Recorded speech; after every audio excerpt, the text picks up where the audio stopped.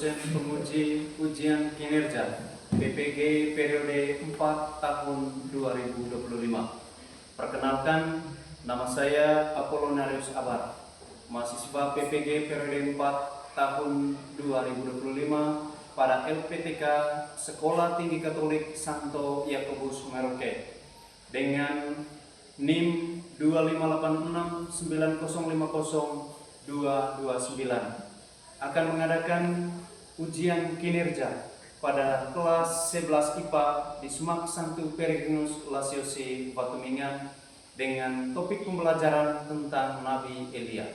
Selamat menyaksikan.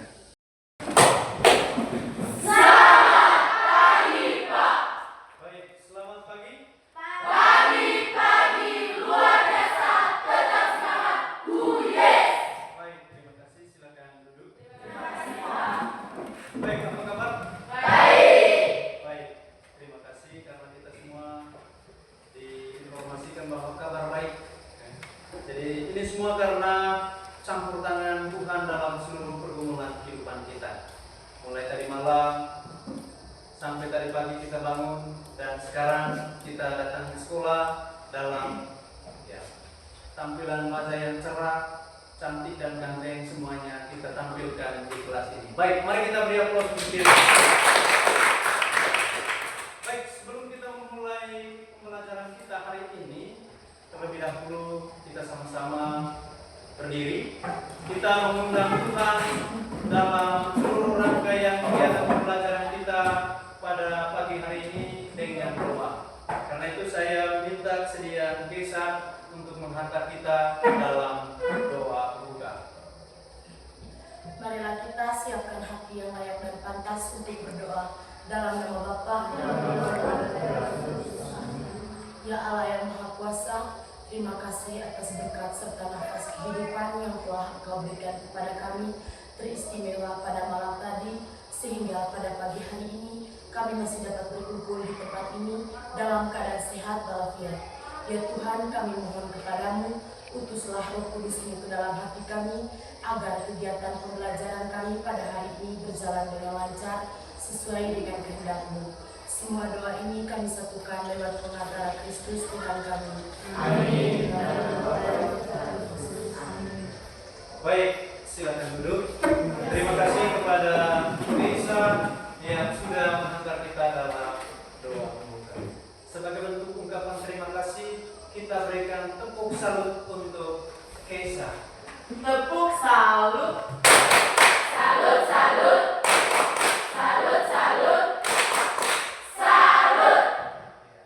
Baik, terima kasih. Jadi pertama-tama saya menyampaikan ucapan limpah terima kasih untuk semua aktivitas kita di pagi hari ini. Jadi sebelum kita mendalami materi kita hari ini, terlebih dahulu izinkanlah saya untuk bertanya kembali, supaya pengetahuan kalian kembali diangkat ke permukaan dan ingatan kalian terus terlintas berkaitan dengan materi atau topik pembelajaran yang sudah kita dalami dalam pertemuan minggu lalu. Kira-kira siapa yang tahu tentang topik pembelajaran yang sudah kita bahas dalam pertemuan minggu lalu? Ya, silakan. Menghormati umat beragama dan berkepercayaan lain. Iya, menghormati umat beragama dan kepercayaan lain. Mari kita beri aplaus. Baik, jadi untuk kembali mengingatkan tentang materi ini, saya memiliki dua pertanyaan. Jadi saya memberikan kesempatan kepada kalian untuk menjawab sebentar. Pertanyaan pertama, kira-kira apa yang kalian ketahui tentang berhala? Ada yang tahu? Ini.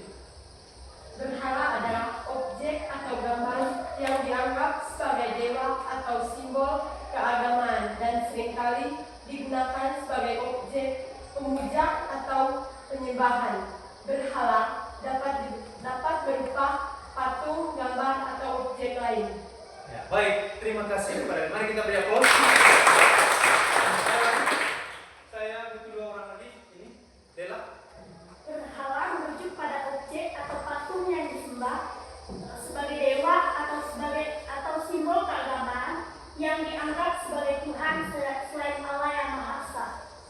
baik, terima kasih. Masih ada lagi? Yang ini? Berhala adalah objek atau patung yang disembah sebagai dewa atau simbol keagamaan dalam beberapa agama, terutama dalam agama-agama kuno. Berhala juga bisa diartikan sebagai objek yang sangat dikagumi atau disembah secara berlebihan. Iya, disembah secara berlebihan. Ya, semua jawaban hampir sama. Mari kita beri aplaus. Baik, jadi kita masuk ke pertanyaan yang kedua.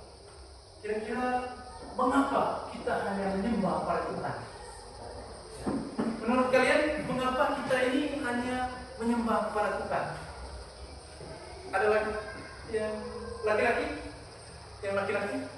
Ini, Ariel, mengapa kita menyembah kepada Tuhan? Karena Tuhan itu adalah Sang Pencipta langit dan bumi dan menciptakan manusia itu sendiri. Iya, karena Tuhan itu adalah pencipta langit dan bumi. Baik, mari kita beri aplaus untuk kita lagi. Ini. Karena Tuhan adalah pencipta dan penguasa alam semesta serta sumber dari segala kebaikan dan kasih. Ya, karena Tuhan adalah pencipta alam semesta dan sumber dari kasih itu sendiri. Baik, kita beri aplaus lagi. Nah, kita butuh satu orang lagi untuk menjawab. Di sini tadi belum ada yang menjawab. Ya, silakan. Tuhan adalah sumber segala cinta kasih. Tuhan adalah sumber segala cinta kasih. Baik, mari kita beri aplaus. Baik, tentu Tuhan itu seperti yang sudah kalian jelaskan adalah sumber dari segala sumber kehidupan kita umat manusia. Oke. Baik, jadi apakah kalian bangga menjadi orang Katolik? Betul. Baik, sebelum memulai pembelajaran kita di topik yang kita dalami hari ini, mari kita sama-sama berdiri. Kita menyanyikan lagu Aku Bangga Menjadi Orang Katolik.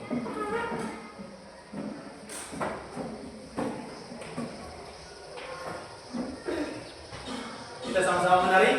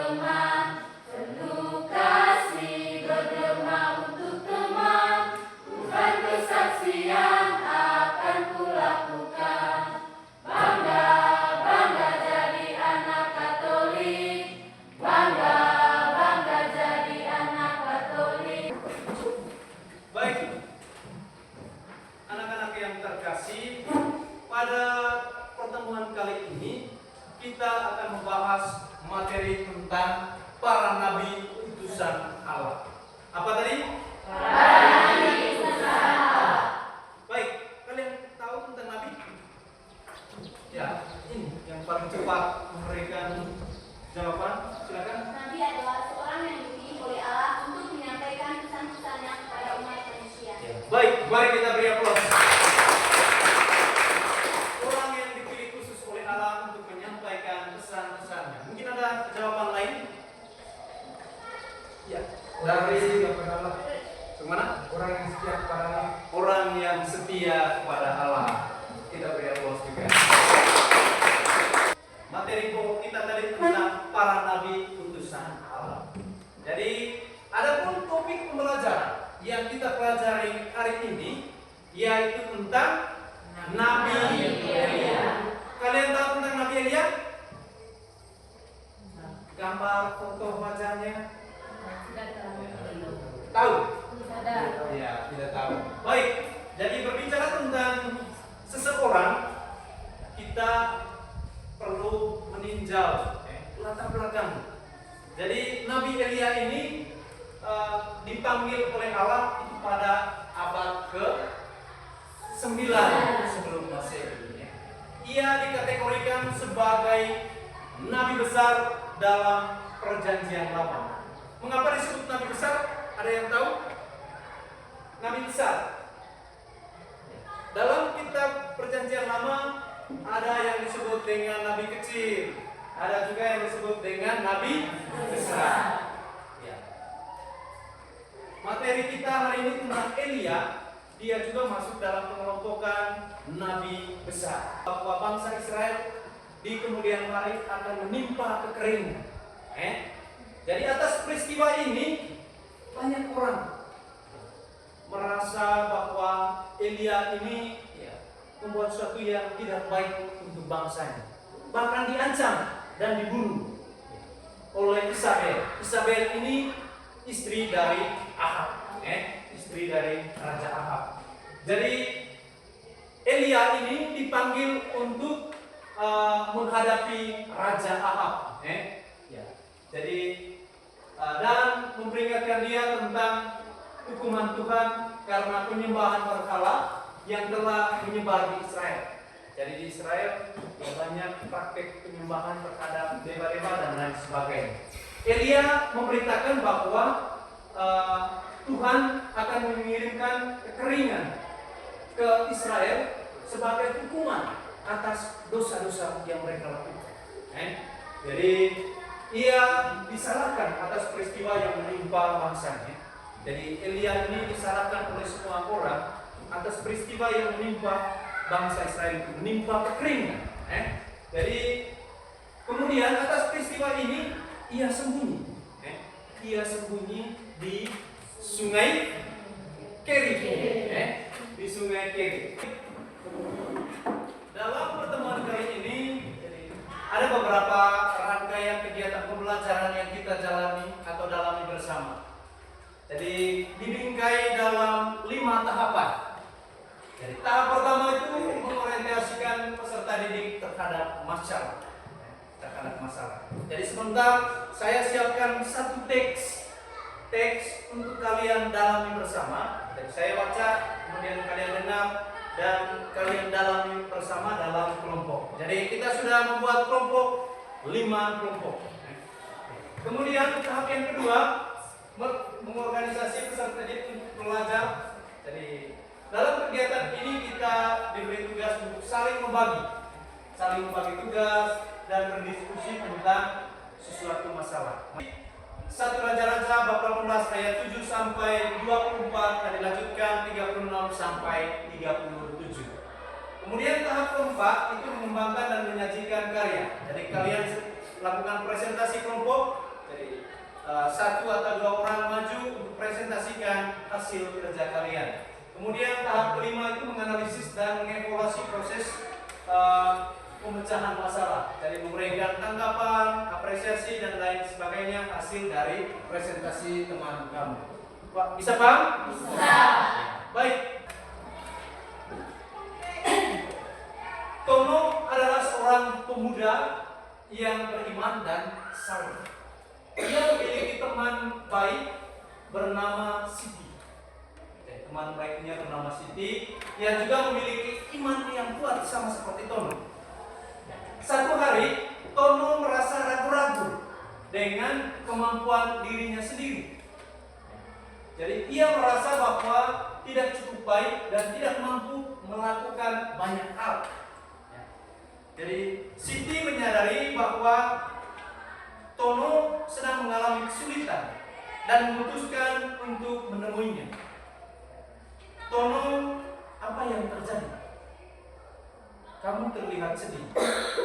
Tanya Siti dengan penuh perhatian. Tono membuka diri dan berkata, Siti, aku merasa tidak cukup baik. Aku tidak tahu apakah aku bisa melakukan apa yang aku inginkan. Aku merasa ragu-ragu dengan kemampuan diriku sendiri. Aku tadi menyontek pada saat ujian. Siti mendengarkan dengan sabar dan kemudian berkata, Tono, kamu tidak sendirian. Kita semua memiliki keraguan. Kita semua memiliki kelemahan. Tapi yang penting adalah bagaimana kita meresponnya. Apakah kita akan membiarkan keraguan itu menguasai kita, ataukah kita akan mencari kekuatan dari Allah? Tono memandang Siti dengan penuh harapan. Jadi silakan memilih siapa yang bertugas untuk menulis, siapa yang bertugas untuk mencari moderator, pemateri, dan lain sebagainya. Jadi kita sama-sama membuka LKPD itu. Jadi dalam LKPD itu, jadi ada beberapa pertanyaan-pertanyaan penuntun. Pertanyaan-pertanyaan penuntun. Jadi kalian jawab sesuai dengan pertanyaan yang ada dalam LKPD itu. Yang pertama, siapakah tokoh dalam teks tersebut? Siapa tokohnya? Berikan penjelasan singkat tentang tokoh tersebut. Kemudian yang kedua, mengapa tokoh tersebut merasa ragu terhadap kemampuannya sendiri dan memilih untuk menyontek meskipun ia tahu itu salah. Kemudian yang ketiga, bagaimana nasihat Siti menunjukkan pentingnya ketaatan kepada Allah dalam menghadapi ujian hidup. Yang keempat, apa yang bisa kita pelajari dari cerita Tono tentang dampak tidak taat kepada Allah dan mencoba mencari jalan pintas dalam hidupnya dengan menyontek tadi. Kemudian yang kelima, apa pesan penting yang bisa diambil dari cerita ini mengenai kepercayaan pada rencana Allah, terutama dalam situasi di mana kita merasa tergoda untuk berbuat curang. Baik, jadi silakan kalian menjawab. Kemudian pada bagian yang kedua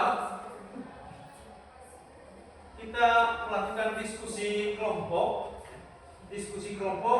Jadi sumbernya itu dari kitab suci 1 Raja-Raja 18 ayat 17 sampai 24, ayat 36 sampai 37 tentang Elia.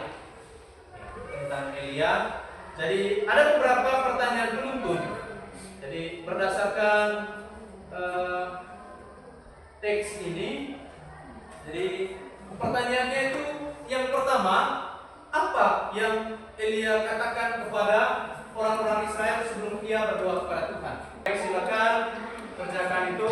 Jadi kita satukan LKPD 1 dan 2. Jadi LKPD 1 itu berkaitan dengan masalah yang dihadapi oleh Siti dan Tono. Jadi Tono dan Siti. Baik, silakan kerjakan. Jadi silakan buka kitab suci.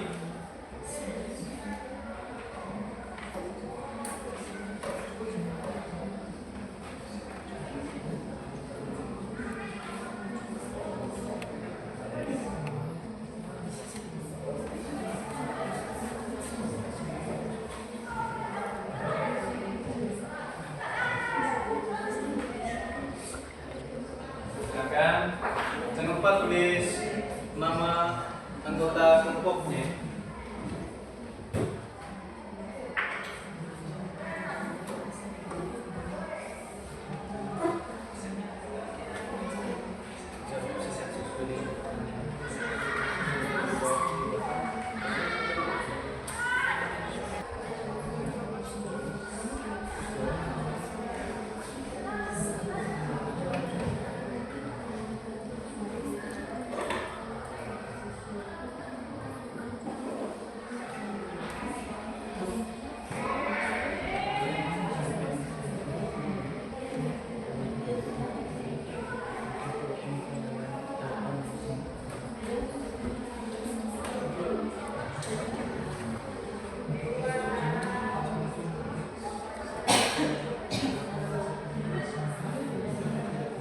Satu, dua, tiga. Sesudah sahabat melihat Elia, ia berkata kepadanya, "Engkaulah itu yang mencelakakan Israel." Jawab Elia kepadanya, "Bukan aku yang mencelakakan Israel, melainkan engkau ini dan kaum keluargamu, sebab kamu telah meninggalkan perintah-perintah Tuhan, dan engkau ini telah mengikuti para baal. Sebab itu, suruhlah mengumpulkan seluruh Israel ke Gunung Karmel, juga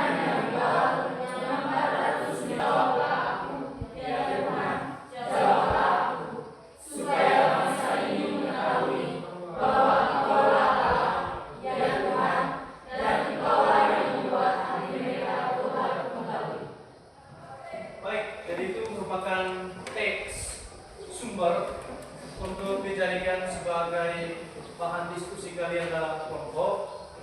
Jadi dalam LKP 2.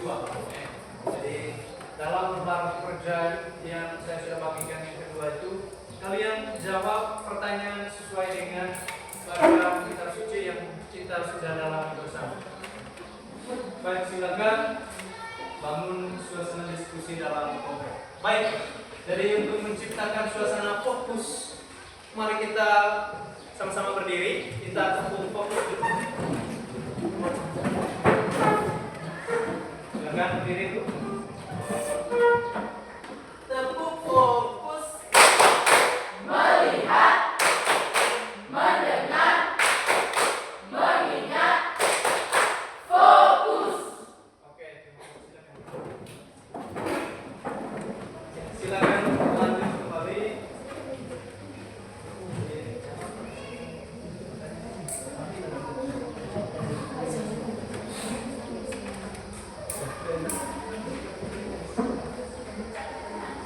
Dan Siti, Tono adalah seorang pemuda yang beriman dan saleh, dan Siti seorang yang memiliki iman yang kuat yang sama seperti Tono.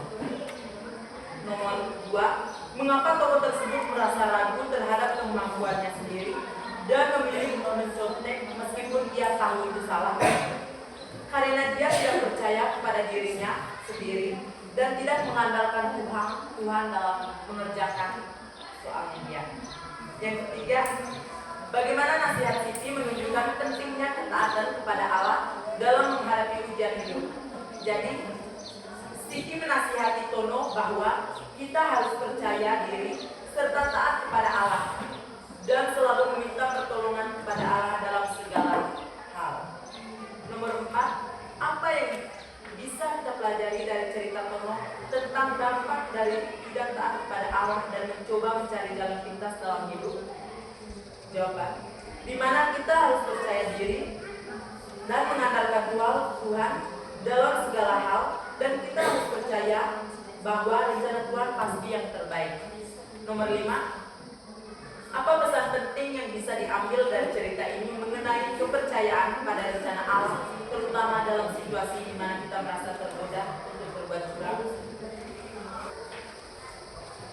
Selamat pagi semuanya. Pagi. Kami Garing Kelompok 2 dari Universitas Segar masih diskusikan. Supaya tidak memperpanjangkan waktu, saya berikan kepada kelompok. Baik, terima kasih atas waktu dan kesempatan yang telah diberikan kepada kelompok kami. Di sini saya akan membacakan hasil diskusi kami. Pertanyaan yang pertama, siapakah tokoh dalam teks tersebut? Berikan penjelasan singkat tentang tokoh tersebut. Tokoh yang ada dalam teks adalah Siti. Ia menggambarkan sebagai seorang yang bijak dalam menanggapi dan menasihati Tono. Mulai dengan bacaan kitab suci sesuai, karena pada kisah tadi menanyakan tentang kepercayaan Tono akan Tuhan, dan pada kitab suci Elia menanyakan kepercayaan Israel kepada Tuhan. Sekian dan terima kasih. Apa yang Elia katakan kepada orang-orang Israel sebelum dia berdoa kepada Tuhan? Elia berkata, hanya aku seorang diri yang tinggal sebagai nabi Tuhan, padahal nabi-nabi Baal itu ada 450 orang banyak. Yang kedua, mengapa Elia menuangkan air di atas korban bakaran sebelum berdoa? Supaya mereka menaruhnya ke atas kayu, tetapi mereka tidak boleh menaruh api. Yang ketiga, apa yang terjadi pada para nabi Baal setelah Tuhan menurunkan api untuk Elia? Yang terjadi adalah mereka merasa takut. Yang keempat, bagaimana perasaan orang-orang Israel setelah melihat api turun dari langit? Ketika seluruh rakyat melihat kejadian itu, sujudlah mereka serta berkata, Tuhan dialah Allah, dialah Allah. Yang kelima, apa yang Elia lakukan setelah api turun dan membakar korban bakaran? Elia berkata kepada mereka, tangkaplah Nabi Baal itu, seorang pun dari mereka tidak boleh luput. Yang keenam, apakah kisah di atas sesuai dengan bacaan kitab suci? Ya, sesuai, karena seluruh kisahnya tercantum dalam kitab suci. Itu saja presentasi dari kami. Sekian dan terima kasih. Baik, kita sekali lagi berikan tepuk salut untuk kelompok ini. Tepuk salut. Salut, salut.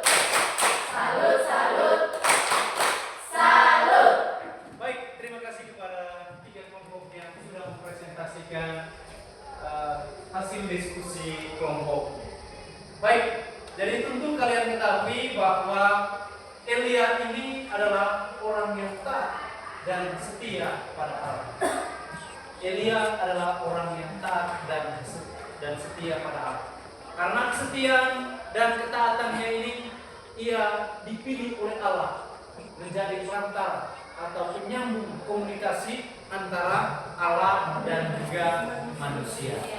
Jadi melalui panggilannya sebagai nabi, Elia mendapatkan tugas profetis atau tugas kenabian yang sangat mulia.